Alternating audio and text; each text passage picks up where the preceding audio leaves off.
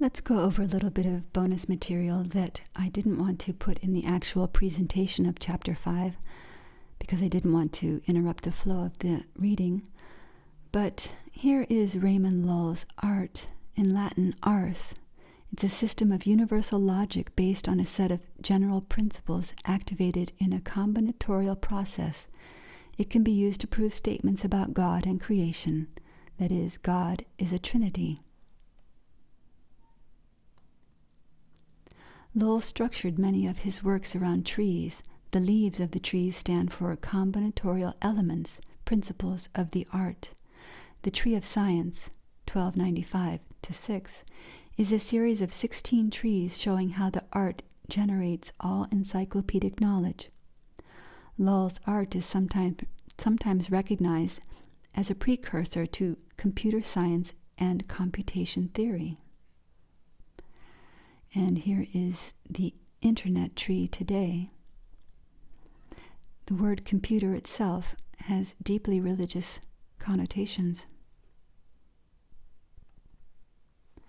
Liber de fine, free at last, is an explanation of how his new model for missionary work should be put into practice.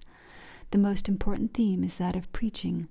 Lull's reference to the apostolic model and to the foundation of missionary colleges gives rise to a consideration of the addressees of the missions: Muslims, Jews, Eastern Christians, and the Tartars or Gentiles. He was ultimately stoned to death at Tunis.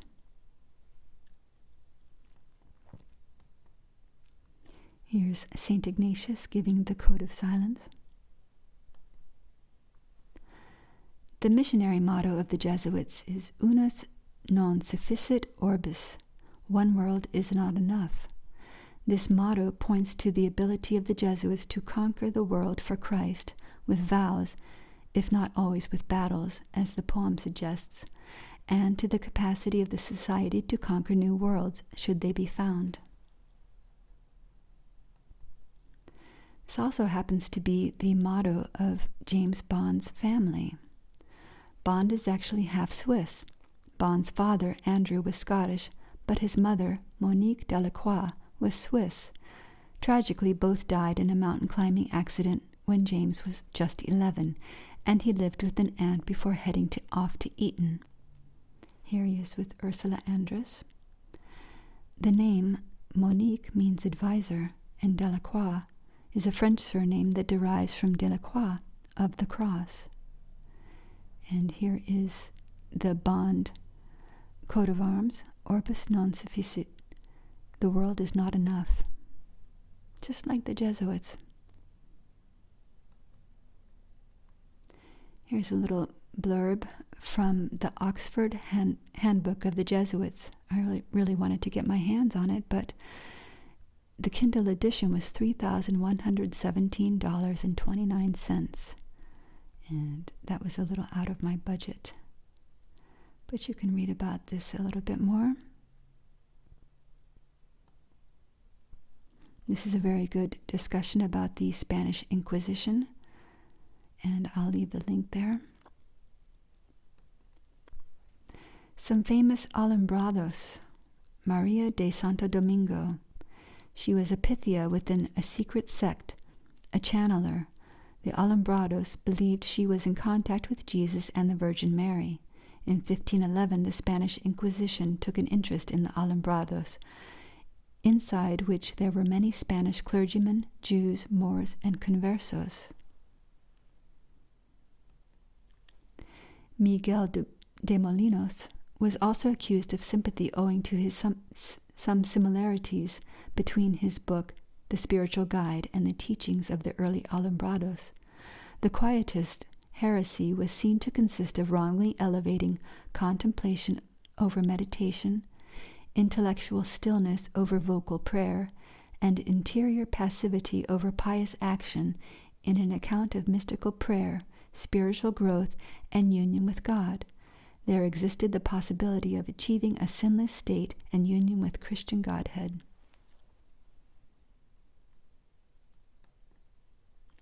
The Quietists, those who were devoted to the prayer of quiet, an expression used by Teresa of Avila and John of the Cross, and others.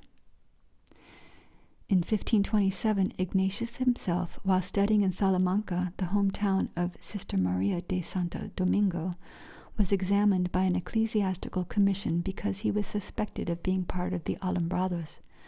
The practices of Ignatius are very reminiscent of those of the Alumbrados, especially for the conversation with one's soul, an instrument for entering into direct communion with God through mystical experiences and visions. Unlike the Jesuits, as they are now presented, the Alumbrados officially took an Erasmian approach, refusing the mediation of ecclesiastical figures in such practices. Here's a very good discussion by Mr. Wolf, the Zohar, Alumbrados, and the Jesuits, and I will leave that link as well if you're interested. The name Ignatius means fiery one, primarily a male name of Latin origin. Ignatius often ended his letters to Jesuits going to the missions with the expression "Ite inflammate omnia," go, set the world on fire.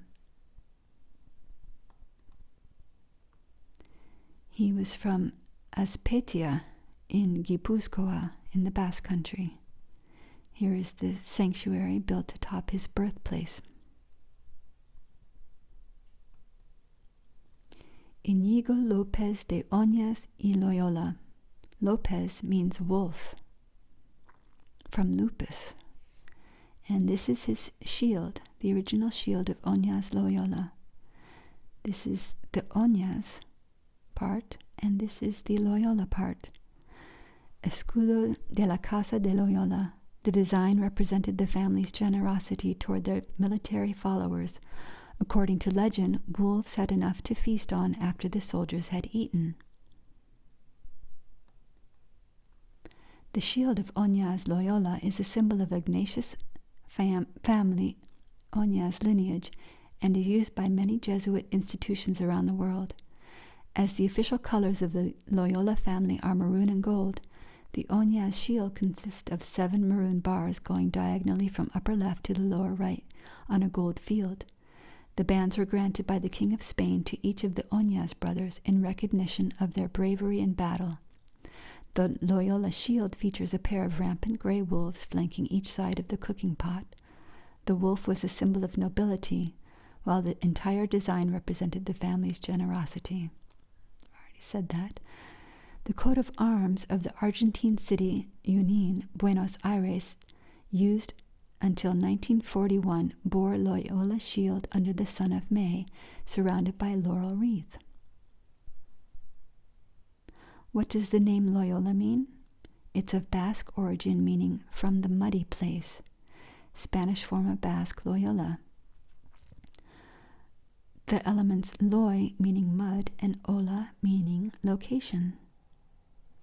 And here's the University of Loyola, and they use his shield, Los Lobos. So there is a very interesting connection between St. Ignatius Loyola and Buenos Aires. Here is Cardinal Jorge Bergoglio, who is today Pope Francis. He was born on December 17th in 1936 in Flores, a neighborhood of Buenos Aires. Here he is.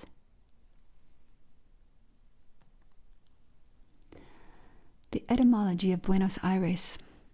It is recorded under the Aragonese archives that Catalan missionaries and Jesuits arriving in Cagliari, Sardinia, under the Crown of Aragon, after its capture from the Pisans in 1324, established their headquarters on top of a hill that overlooked the city.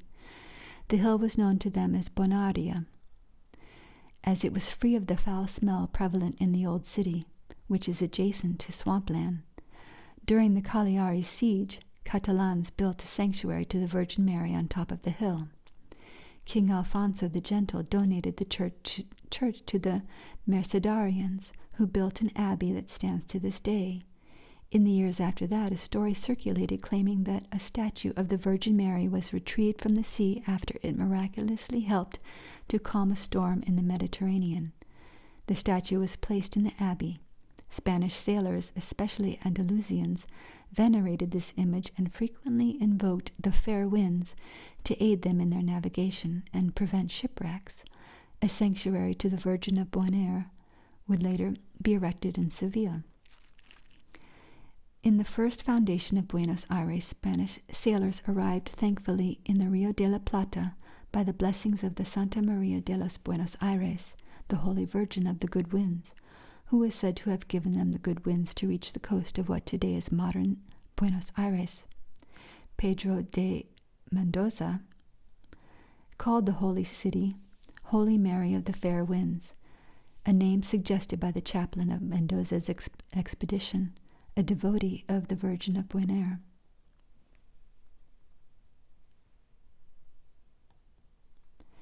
Mary, under this Marian title, is often portrayed carrying the child Jesus along with a golden sailboat and a candle in her right arm, is evoked as patroness of Sardinia as well as Buenos Aires, Argentina, to which Pope Francis is a known devotee. And here is Pope Francis attending Bonaria in 2013. Here's Our Lady of Buenos. Here's the sanctuary of Our Lady of Bonaria in Sardinia.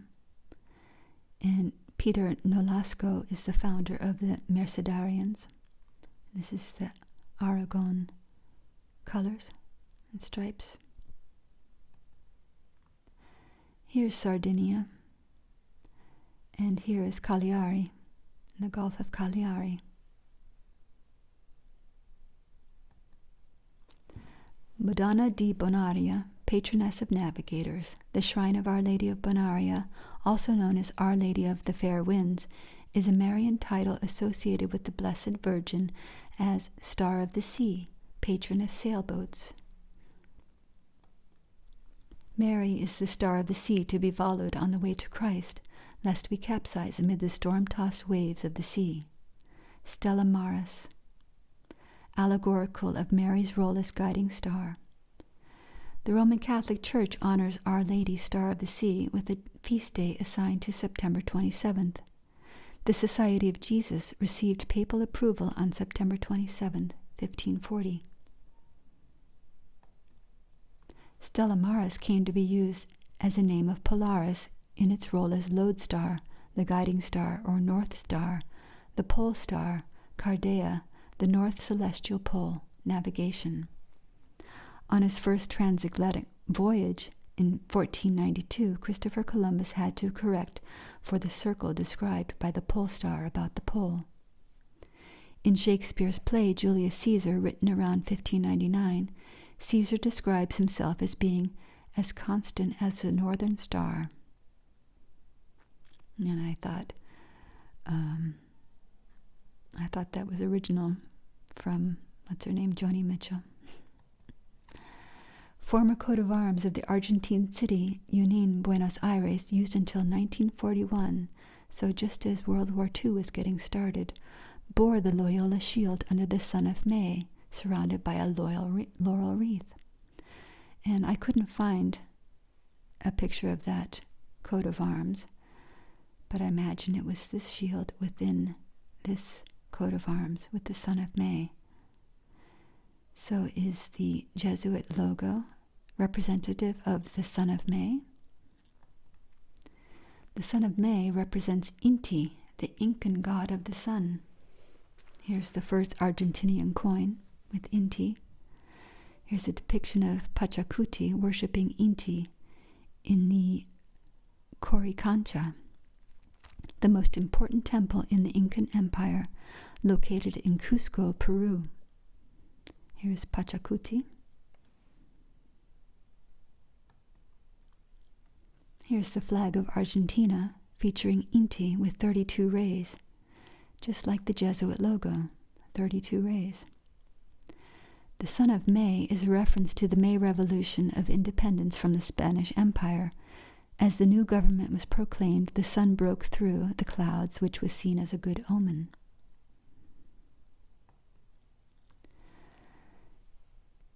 Don Martín García Oñez de Loyola was a Spanish Basque soldier and royal governor of the Captaincy General of Chile. Ignatius of Loyola was his uncle. In 1568 he arrived in Peru as captain of the guard. In 1572, during the military expedition against Tupac Amaru, the last descendant of the Incas resisting foreign domination, Oñez de Loyola captured him. And yes, Tupac was named after him.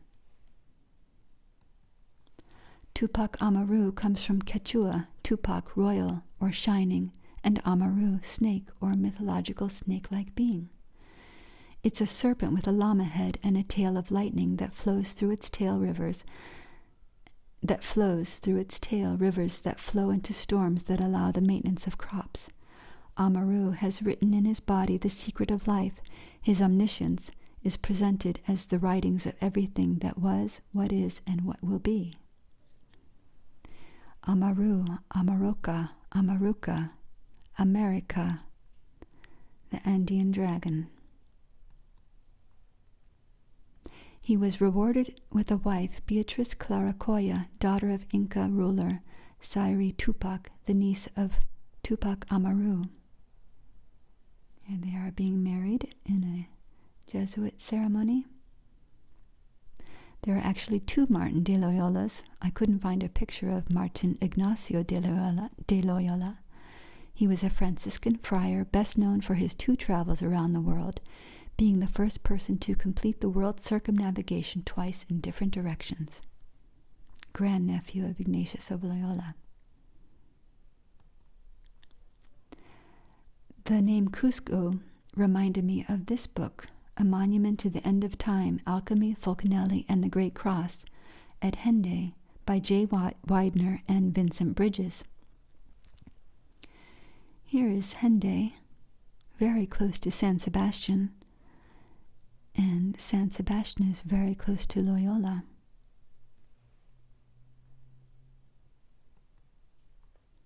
Here are some alchemical symbols on the cross of Hendeye from the book Fulcanelli, Master Alchemist, Mystery of the Cathedrals.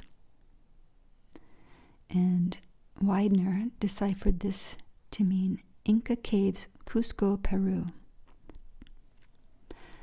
When I saw this, I thought it looked a lot like the coat of arms of Sir Thomas More, who wrote Utopia. But it could be just a coincidence. These are the caves of Cusco, the place of refuge. Interesting that the New Atlantis, the very first sentence, they sailed from Peru. Here's the Society of Jesus Church at Cusco. They named him governor of the Rio de la Plata in Paraguay in 1592. And this is where the Jesuit reductions took place, the Rio de la Plata missions. They were a type of settlement for indigenous people, the birth and foundation of modern communism. Here's the triple frontier, the tri-border area along the junction of Paraguay, Argentina, and Brazil. And this is where the movie The Missions took place, The Mission. Was that 1983, I believe?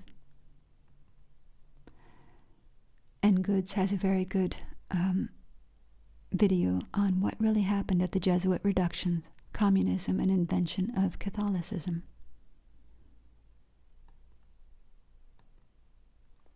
Here's a little bit on Ignatian discernment. Ignatius identified the various motives that lead a person to choose one course of action over another as spirits. A major aim of the exercises is the development of discernment, discretio, the ability to discern between good and evil spirits.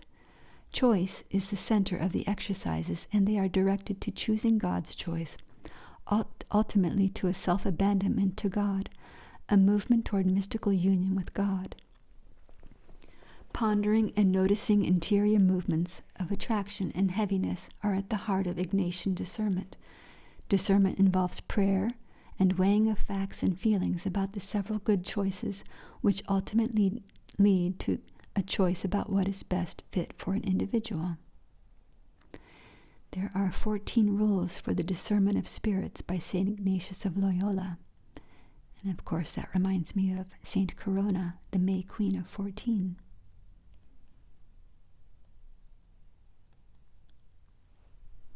Ignatius died in Rome on July 31st, 1556, probably of the Roman fever, a severe variant of malaria which was endemic in Rome throughout medieval history. Always the plague. The most important vision that Ignatius of Loyola had was the vision at La Storta. It was how the name of Jesus Christ came to be the center of the order, and it's centered in the miracle that occurred at the chapel of La Storta. In November 1537, Ignatius of Loyola was traveling the Via Cassia towards Rome, accompanied by Peter Faber and Diego Lainez. The group paused at a small church in La Storta to pray. It was there that Ignatius is reported to have received a vision of God the Father and Christ holding the cross. Here is La Storta. The name La Storta, the curve, literally twisted or bent, refers to a series of curves that the Via Cassia makes through the settlement. It's in the region Latium. Lord, teach me to be generous. Teach me to serve you as you deserve. La Storta is in the 51st zona of the Italian capital city Rome, identified by the initials ZLI in Municipio 15. So you have 15 and 51. Municipio Roma 15 was established by the Capitoline Assembly with resolution number 11 of March 11th, 2013. And of course, March 11 was the day that the coronavirus was announced, and also Saint Corona was announced to the world stage in 2020. So 15 kilometers before entering Rome, 15 is a very important number to La Storta. And here is the tarot card number 15. Here's Peter Faber, the first Jesuit priest, born December 17th, the same as Pope Francis, and Diego Lainez, Spanish Jesuit priest and theologian, second superior general of the Society of Jesus. Here's the Cappella della Visione, the current building renovated by the Jesuits for the Jubilee of 1700. The community celebrates the vision with its own feast day, the Feast of the Vision of St. Ignatius, only celebrated for the first time on November 11th, 2011. 11/11/11. And here is the reenactment, Jesuit Theater. During the Middle Ages, the locality was positioned along the Via Francigena, and was specifically mentioned as being a stop on the itinerary of Sigeric the Serious during his journey to Rome to accept the pallium as Archbishop of Canterbury. So it starts in Canterbury and ends in Rome. La Storta is the last statio on the Via Francigena. Sigeric called La Storta Submansion Johannes 9, John 9. Submansion means lodging or stage in reference to one day's journey. The way station was positioned at mile marker 9 on Via Cassia, the Sanctus Johannes I Nono. And number 9 in the tarot card is the Hermit, the traveler walking the path of initiation. La Storta is the seat of the bishop of the Suburbicarian Diocese of Porto Santa Rufina, the territory stretches from the GRA to the Tyrrhenian Sea. I had to look up what the GRA is, and that is the famous road that rings Rome like a ring of Saturn. The Grande Raccordo Anulare, literally the Great Ring Spur Route, 42 miles long with 42 junctions and 14 tunnels, a factor of 42, widely known by the Romans as Il Raccordo, the junction. There was a award-winning documentary about it, Sacro GRA.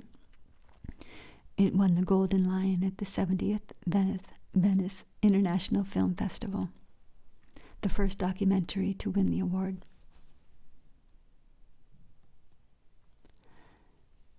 The vision at La Storta takes place on the 42nd parallel north, on the money. Rome is 41 degrees 53, but La Storta is 42. And that goes right through the 42nd parallel north in Illinois to the university, Loyola University in Chicago. 41.9999. The 42nd parallel is a circle of latitude that is 40 degrees north of the Earth's equatorial plane. At this latitude, the sun is visible for 15 hours and 15 minutes during the summer solstice and 9 hours and 6 minutes during the winter solstice.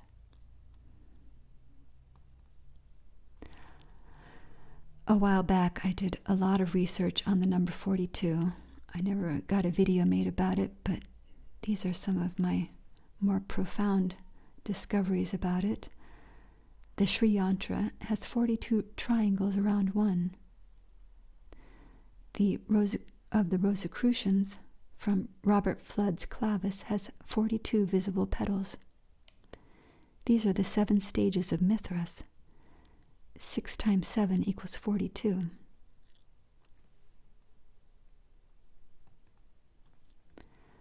And 42 is very important in the Bible. 42 months, the 3.5 years, occurs 5 times in Revelation. You also have the 42 generations. Here they are, 3 times 14. The 42 stations in the wilderness, and the 42-letter name of God, the Anabacoach.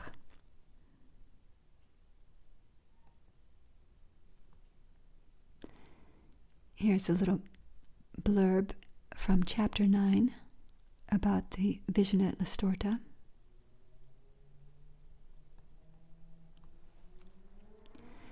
Andrea Pozzo's painting ceiling with the trompe-l'oeil architecture, the Church of St. Ignatius of Loyola at Campus Martius, Rome. And here is the vision of La Storta at the very top of it. The vision at La Storta with regard to its role as a fundamental component of the Jesuit foundation. Kolvenbach, in a homily on the anniversary of the vision in 1987, stated that the vision at La Storta has not been given to us so that we might stop to gaze at it. No, it is the light in which the Jesuit regards the whole world.